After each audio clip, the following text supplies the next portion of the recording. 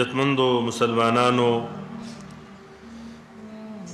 او د الله تعالی د دین پتنګانو ګلالو ماشومانو، د الله رب العالمین فضل دی او د الله کرم دی چې په یو داسې مجلس کې الله تعالی مونږ ته د ناستې طاقت راکو چې د ځمکې په مخ باندې د دې نه بهترین مجلس نشته دی. د ټول نه ړومبې خضو قاري صاحب محترم صاحب ته د دې قرآن په ختم باندې یو دې ماشوم ته مبارکباد پیش کوم او د خپل برادر قاری محمد اسماعیل صاحب د پاره دعا غواړم چې الله تعالی دې د دې دا کوششونه دا جهد او دا سعی په دې کې د الله تعالی خیر او برکت واچي او دا د رب العالمین په خپل دربار عالیه کې قبول او منظور کړي. دا د الله رب العالمین کرم دی او د الله احسان دی او د دې دا وجود دلته دا ستاسو لپاره د الله تعالی رحم دی او د الله فضل دی. خو د افسوس مقام دا دی چې موږ د عالم او د قاری او د حافظ په قدر څه پوهیږو. زموږ پړونو کې د دنیا مینه ننوتې ده او دماغ د دنیا سوچونه کوي، نو صرف موږ سره د پیسو قدر دی، د مال قدر دی، د بچو قدر دی او د جاه و جلال او د عهدې قدر دی. الله تعالی دې موږ سره د خپل دین او د قرآن قدر پیدا کړي. عزتمندو، قرآن عظیم کتاب دی او یو داسې انقلابي کتاب الله دې دنیا ته رالیږلی دی چې د دې په ناظره باندې ختم هم ډېر لوی مقام دی. او که یو قاري او یا حافظ یې په یاد ولولي نو دی حافظ صاحب دی. خلک یې څومره قدر کوي په دې معاشره کې. د دې شهرت دپاره خلک زرونه پیسې لګوي، خو د قرآن یو چنی یو قاري او یو حافظ چې د جومات په ګوټ کې پاسي او یو مبارک صورت ولولي نو د هر چا سره تعارف وشي چې دا پلانی دی او د فلاني زوی دی. نو چې څوک یې په حفظ او په یادو یادوي نو دا حافظ صاحب دی. څوک چې د تجوید د اصولو مطابق یادوي نو دا قاری صاحب دی او یا مقری صاحب دی. او څوک چې په معنا او مطلب باندې ځان پوهه کوي او علم حاصلوي نو دا شیخ القرآن او شیخ الحدیث صاحب دی. او څوک چې عزتمند ردی تفسیر لیکي نو هغې ته مفسر ویل کېږي. د قرآن څو حیثیت دي، عظیم انقلابي کتاب دی او الله رب العالمین ته د نږدېکت لویه ذریعه ده په دې دنیا کې قرآن دی. کم کس چې د الله کتاب ته ډېر نږدې کېږي الله یې خپل ځان ته ډېر را نږدې کوي. الله له مقام او مرتبه ورکوي. امام احمد ابن حنبل یو عظیم امام دی د اهل سنت والجماعت او زمونږ د پاره ټول امامان محترم دي او معزز دي چې مونږ ته د الله دین را رسولی. زمونږ د هیڅ چا د ذات سره اختلاف نشته دی، نه مو سره دشمني شته دی. د ټولو په مونږ احسانات دي چې د الله دین را رسولی دی. او یو امام هم د خپل ځان نه یو خبره نه ده کړې. د هر امام دعوه دا ده چې اذا صح الحدیث فهو مذهبي. تا ته چې صحیح حدیث میلاو شو نو دا زما مذهب دی.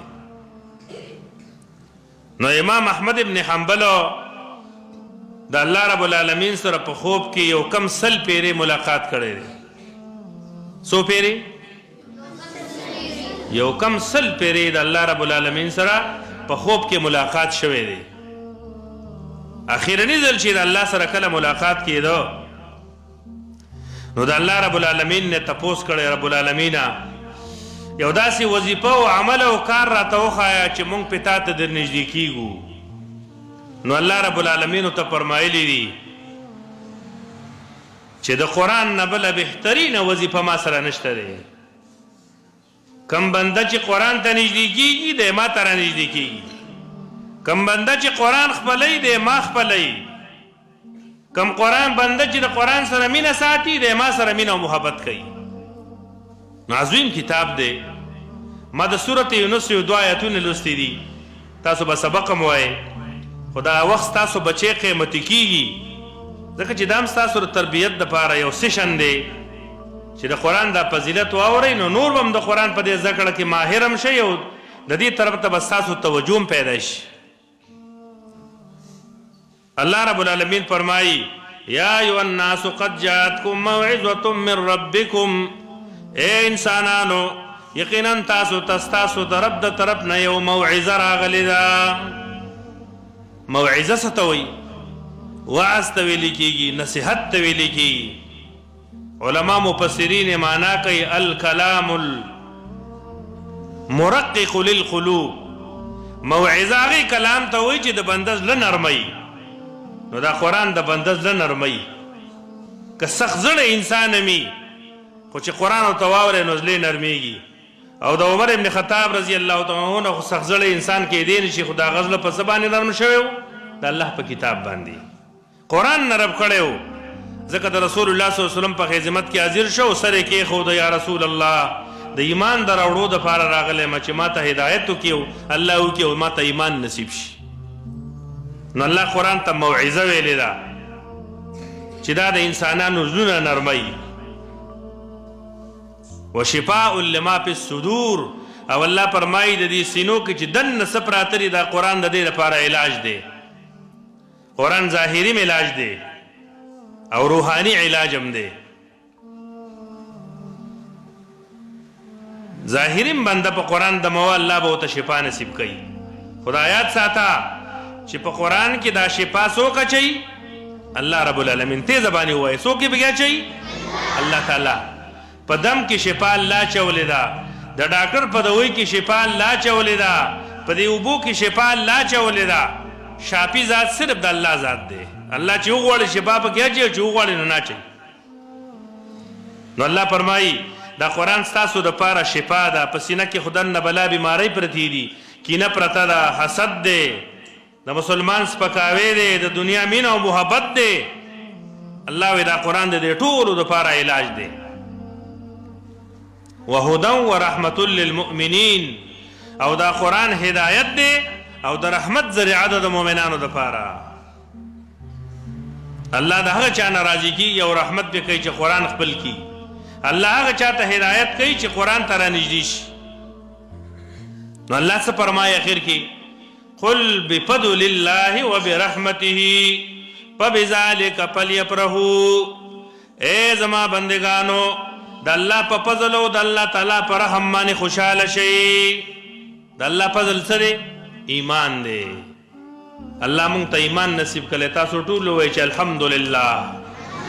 دا د الله حمد او ثنا ده چې الله راته ایمان غوندې لوی دولت نصیب کړی دی. او د الله تعالی رحمت څه شی دی؟ دا قرآن دی عزتمندو. چې الله د باندې فضل وکړو نو بیا به د خپل رحمت ته رانږدې کوي، قرآن به راته نصیب کوي. څه معمولي کتاب نه دی چې الله هر چا ته نصیب کوي. الله به طالب ته نصیب کوي چې د دې طلبګار دی، د دې خوښونکی دی، د دې سره مینه ساتي او محبت ساتي. نو الله فرمایي فبذلک فلیفرحوا. اے زما بندگانو په دې خوشحاله شئ. نو تاسو ته الله قرآن نصیب کړی دی. خوشحاله بچی که نه خوشحاله؟ الله دې موږ په قرآن باندې نورم خوشحاله کي. او اصل خوشحالي ګوره په قرآن ده. اصل خوشحالي دا بنده ته د الله په کتاب باندې نصیب کیږي. ګوره الله رب العالمین قرآن کې داسې نه دی ویلي چې تاسو مونځ کوئ نو خوشحاله به شئ.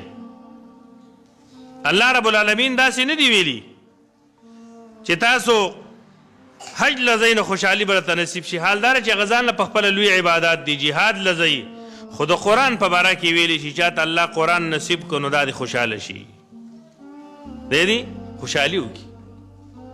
نو د خوشحالۍ ذریعه د الله قرآن دی عزتمندو. الله تعالی دې موږ ته نصیب کړي. الله دې دا ماشومان چې څوک د قرآن حافظان دي الله دې با عمل عالمان جوړ کړي. او دا یو مسله یاده کوي چې د قرآن صرف حفظ ګوره کافي نه دی او دا مقصود هم نه دی. مقصود الله رب العالمین ته د قرآن علم دی چې علم به حاصلې.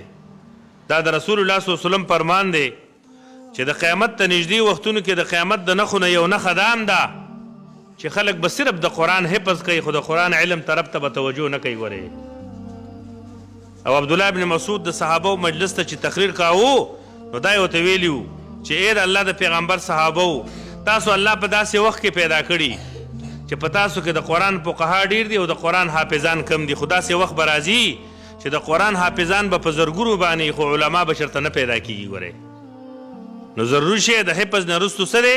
د قرآن علم دی. نو انشاءالله علم خو به کوئ که نه؟ او د دې دپاره به د اوس نه اراده کې چې څنګه د حافظ صاحب نه قرآن ختم کړمه نو بیا به بهترین او ښکلې مدرسه ګورمه چې زما نه عالم جوړ کړي، زما نه جنګي بانګي نه جوړوي چې بیا صرف د خلکو سره مناظرې کومه او په خلکو باندې هغه خپل علم چې دی هغه په خلکو باندې خرڅومه نه. داسې مدرسې ته به ځئ چې عالم د نه جوړ شي، با عمل عالم، یو وسیع النظر عالم، داسې عالم د نه جوړ شي. نو دا خو م انشاءالله اراده ده که نه؟ الله رب العالمین دې دا اراده ستاسو په خپل دربار کې قبوله کړي.